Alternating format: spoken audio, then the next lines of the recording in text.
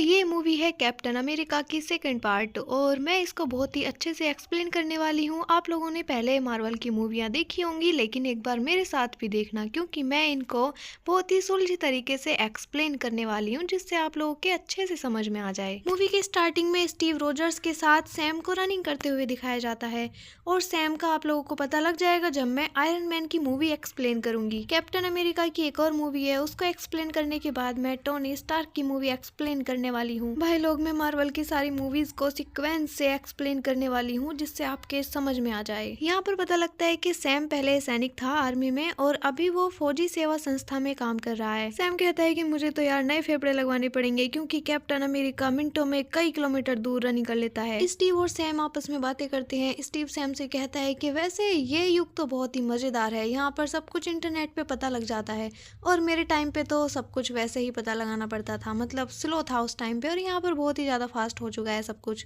अब यहाँ पर गाड़ी से नताशा आ जाती है और कैप्टन अमेरिका को अपनी गाड़ी में बैठाकर फुर हो जाती है। मैंने थंडरबोल्ट्स एक्सप्लेन की है ना, उसमें एक लड़की है एलिना, उसकी बहन नताशा है। नताशा और एलिना के ऊपर एक मूवी अलग बनी हुई है, मैं जब उसको एक्सप्लेन करूंगी तो आप लोगों को इनकी लाइफ के बारे में पता लगेगा। मूवी के स्टार्टिंग में मैं आपको एक चीज बता दूं, जिस टाइम पे कैप्टन अमेरिका को सबने मरा हुआ समझ लिया था, उस टाइम पे स्थापना हुई थी शील्ड की। शील्ड एक ऐसी संस्था है जो हथियार बनाने का काम करती है और दुनिया को प्रोटेक्ट करती है एलियन से, बुरी शक्तियों से और बुरे लोगों से दुनिया को बचाती है। कैप्टन अमेरिका और नताशा को एक मिशन पे भेजा जाता है। शील्ड के जहाज को कुछ गुंडों ने अगवा कर लिया है और उसमें शील्ड के कुछ लोग भी हैं। शील्ड के कुछ ऑफिसर्स को जहाज में इन गुंडों ने कैद कर रखा है और इन्हीं को छुड़ाने के लिए कैप्टन अमेरिका यहाँ पर आ चुका है। नताशा अपनी पेन ड्राइव लगाकर शील्ड की कुछ जानकारी निकालने लगती है। कैप्टन अमेरिका कहता है कि हम तो मिशन पर है ना, शील्ड के ही मिशन पर, और तुम उसी की जानकारी चुरा रही हो जो अपने बंदे हैं। नताशा बात को टाल देती है और उसे ज्यादा कुछ बताती ही नहीं, तो कैप्टन अमेरिका समझ जाता है कि मुझसे कुछ तो छिपाया जा रहा है, दया कुछ तो गड़बड़ है। फिर कैप्टन अमेरिका अपना मिशन पूरा करने के बाद जाता है फ्यूरी के पास और फ्यूरी से कहता है कि तुम लोग मुझसे क्या छिपा रहे हो। फ्यूरी कहता है कि ये दुनिया तुम्हारी दुनिया से बहुत अलग है। स्टीव कहता है कि मेरे टाइम पर लोग आपस में भरोसा करते थे और मिलकर काम करते थे, लेकिन तुम लोग तो आपस में ही भरोसा नहीं करते। तो फ्यूरी कहता है कि यहाँ पर आपस में भरोसा करने लायक कोई चीज है ही नहीं, कुछ लोगों को बचाने के लिए कुछ लोगों को मरना तो पड़ता है ना। शील्ड एक प्रोजेक्ट पर काम कर रहा है जिसका नाम है project inside. Fury captain America को वहीं पर ले आता है जहाँ पर प्रोजेक्ट इनसाइड अपना काम कर रहा है। कैप्टन अमेरिका देखकर चौंक जाता है, क्योंकि यहाँ पर तो बहुत ही खतरनाक हथियार बन रहे हैं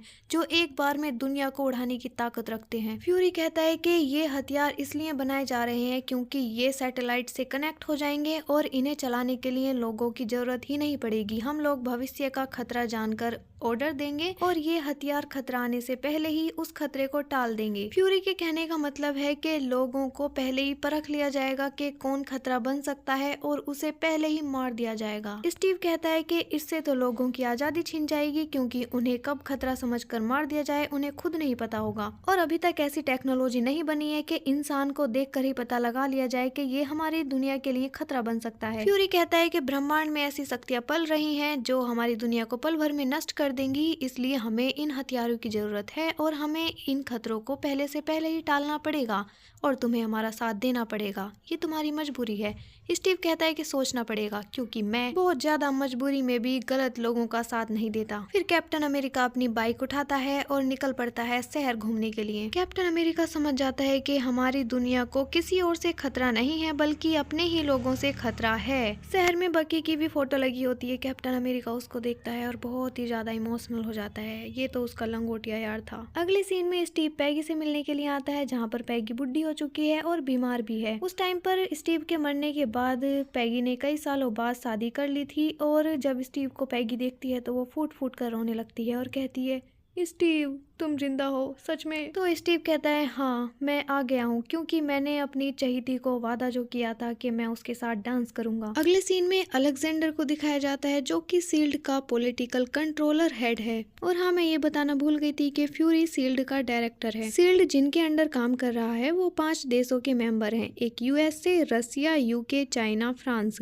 और अलेक्जेंडर इन्हीं लोगों के साथ मीटिंग कर रहा है। ये वर्ल्ड सिक्योरिटी काउंसिल है, ये गवर्नमेंट रिप्रेजेंटेटिव्स का ग्रुप होता है। फ्यूरी अलेक्जेंडर से मिलने के लिए आता है और कहता है कि प्रोजेक्ट इनसाइट को यहीं पर रोक दिया जाए क्योंकि फ्यूरी को कुछ ना कुछ गड़बड़ लग रही है। अलेक्जेंडर फ्यूरी के सामने मान जाता है, लेकिन ये आगे चलकर कुछ ना कुछ तो गुल खिलाएगा क्योंकि इसकी शकल पर ही सी लिख रहा है। अगले ही सीन में फ्यूरी की गाड़ी को बम से उड़ा दिया जाता है और जिसने ये काम किया है उसने एक मास्क पहना हुआ है, मतलब उसकी आइडेंटिफिकेशन अभी नहीं है। फ्यूरी कुछ ना कुछ करके यहाँ से बच के भाग निकलता है और वो पहुंच जाता है कैप्टन अमेरिका के घर पर। फ्यूरी कैप्टन से कहता है कि किसी पर भी भरोसा मत करना और कहता है कि शील्ड भी मिली हुई है और वो कैप्टन को एक पेन ड्राइव देता है और कहता है कि इसका पासवर्ड अब मैं भी नहीं खोल सकता क्योंकि उन लोगों ने मुझसे सारे डाटा एक्सेस छीन लिए हैं। फ्यूरी की बात खत्म भी नहीं होती तभी फ्यूरी पर गोलियां चल जाती हैं। कैप्टन गोली चलाने वाले का पीछा करता है और देखता है कि वो तो बहुत ताकतवर है और उसका एक हाथ स्टील का है, लेकिन वो उसका चेहरा नहीं देख पाता क्योंकि उसके चेहरे पर मार्क्स होता है। अगली सीन में दिखाते हैं कि फ्यूरी ने हॉस्पिटल में दम तोड़ दिया है। तो बहनों और भाइयों, इसमें भी एक ट्विस्ट है, वो आपको आगे पता लगेगा, तो बने रहिए लास्ट तक मेरे साथ। अलेक्जेंडर कैप्टन को बुलाता है और कहता है कि फ्यूरी मेरा दोस्त था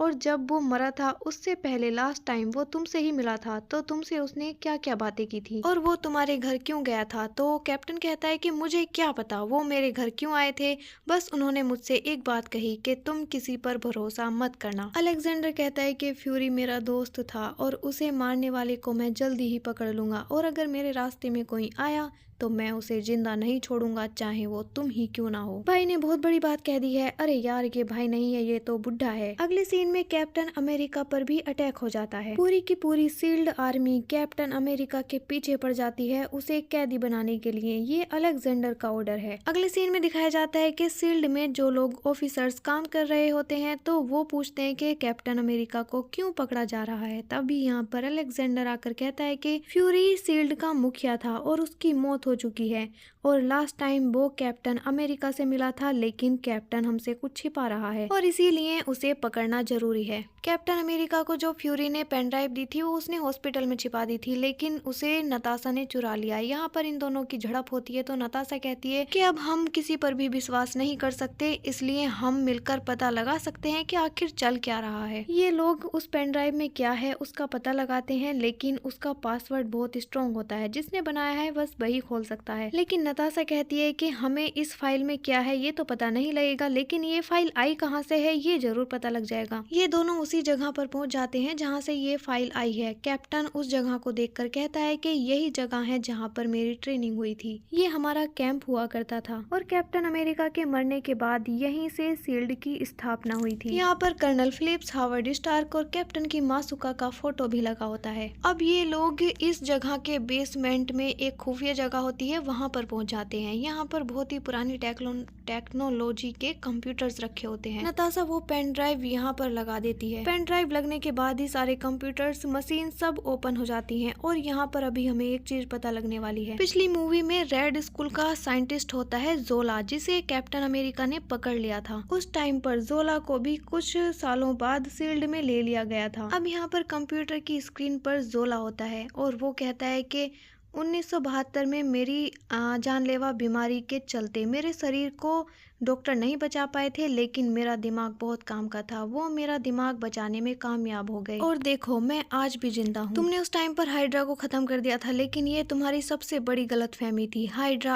आज भी जिंदा है, जो शील्ड के अंदर ही अंदर पनप रहा है और किसी को भनक भी नहीं है। शील्ड में जो भी होता है वो हाइड्रा की कमांड होती है, क्योंकि शील्ड पर हाइड्रा ने अब पूरी तरीके से कब्जा कर लिया है। जोला बताता है कि मेरी टेक्नोलॉजी से दुनिया में किसी भी इंसान के पास्ट को आसानी से निकाला जा सकता है और हम प्रोजेक्ट इनसाइट भी इसी चीज के लिए बना रहे हैं, क्योंकि हम दुनिया के हर एक इंसान के पास्ट को निकालकर उनका फ्यूचर पता लगाएंगे कि हमारे लिए खतरा कौन बन सकता है। हमें पता लगता है कि ये लोग प्रोजेक्ट इनसाइट को लॉन्च करेंगे और पूरी दुनिया में 2 करोड़ लोगों को उड़ा डालेंगे। इनका कहना है कि 700 करोड़ लोगों में से 2 करोड़ लोग हमारे लिए खतरा बन सकते हैं और उन्हें हम मार डालेंगे। जोला कहता है कि कैप्टन, तुमने अपनी जान दे दी थी लोगों को बचाने के लिए, लेकिन तुम हार गए, हम जीत गए। हाइड्रा बहुत जल्दी ही पूरी दुनिया पर राज करेगा और आज मेरा दिमाग भी तुम लोगों के साथ मर जाएगा क्योंकि यहाँ पर मिसाइल छोड़ी जा चुकी है। और लास्ट में डॉक्टर जोला कहता है कि हाइड्रा की जय हो, तुम एक सर काटोगे उसकी जगह 2 सर ले लेंगे। ये हाइड्रा के लोगों का डायलॉग है भाई लोग, हल्के में नहीं लेने का। अब यहाँ पर धमाका हो जाता है लेकिन जैसे तैसे करके कैप्टन अमेरिका नताशा को लेकर बच निकलता है। लो भाई, हमें पता लगता है कि वो जो मार्क्स वाला बंदा होता है ना, जिसका स्टील का हाथ होता है,